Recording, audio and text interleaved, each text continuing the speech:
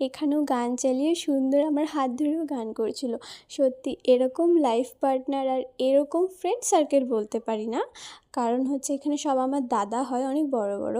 তো আমি সবাইকে দাদা হিসেবেই মানি। যাই হোক আর কি, এরকম দাদা দিদি বা এরকম লাইফ পার্টনার পাওয়া মানে খুবই ভাগ্যের ব্যাপার। তো যাই হোক, এখন আমরা খেলছি হচ্ছে ট্রুথ অ্যান্ড দেয়ার। এখানে ট্রুথগুলো তো আর তোমাদেরকে আমি দিতে পারছি না, কারণ এত সুন্দর সুন্দর ওরা ট্রুথ মানে কোশ্চেন জিজ্ঞেস করছে যেগুলো দেওয়ার মতো না।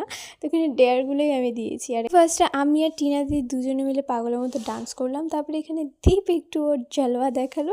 তারপর এখানে দেখো পুকি দাদা তো কোনোভাবে ভিডিও করতেই দিবে না, ওকে বেড কভার দিয়ে চাদর পরানো হয়েছিল বলে চুপ চুপ করে ভিডিও করছি, ও ফট করে দেখে ফেলছে, একদম উড়ে এসেছিল ডিলিট করার জন্য ভিডিও, বাট ডিলিট করতে পারিনি আমরা, কোনো না কোনোভাবে ফোন নিয়ে এটা চুপ করে রেখে দিয়েছিলাম।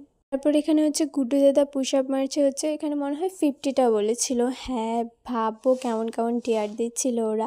আমরাও এখানে সবাই মিলে এনজয় করছিলাম, ডান্স করছিলাম।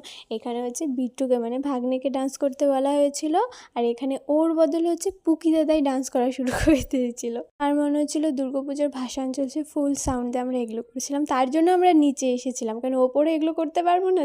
তো যাই হোক, আর ভিডিও করা হয়নি। এখন খেয়ে দিয়ে বাড়িতে চলে যাব। তো আজকের জন্য টাটা।